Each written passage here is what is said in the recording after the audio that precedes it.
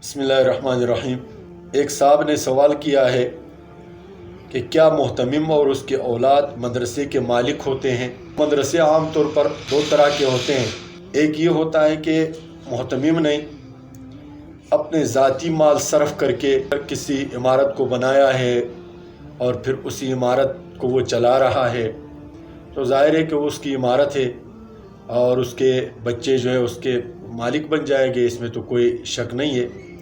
लेकिन अगर वक़्फ़ के मामला थे तो ये अलग मसला है, वक़्फ़ के अपने अहकाम होते हैं। और रही ये बात कि जो आम हमारे पाकिस्तान में और हिंदुस्तान में जो मुरवजा जो मदारिस हैं, ये अक्सर वक़्फ़ के होते हैं और मुसलमानों के मालों से बनाया जाता है, तो इसका न तो कोई मुहतमिम इसका मालिक होता है और ना इसी के किसी जुज़ का मालिक होता है, बल्कि वो भी उसी तरह एक मुलाजिम होता है जिस तरह के दूसरे मुलाजिमीन होते हैं। सिर्फ ये है कि चूँकि वो मुतवल्ली है और ज़िम्मेदारी उसके ऊपर है, और उसके बाद जो है उसके औलाद अगर मुतवल्ली बनने के अहल हो तो वो मुतवल्ली बन सकते हैं और मालिक किसी सूरत नहीं बनते। हमारे यहाँ गलत रिवाज राइज है, ख़ासकर पाकिस्तान में, कि जो मुहतमिम होता है और फिर उसके जो बच्चे होते हैं वो अपने आप को मदरसे का और मदरसे के जो मुलाजिमीन होते हैं उनका मालिक तस्वुर करते हैं। हालांकि ऐसा बिल्कुल नहीं होता।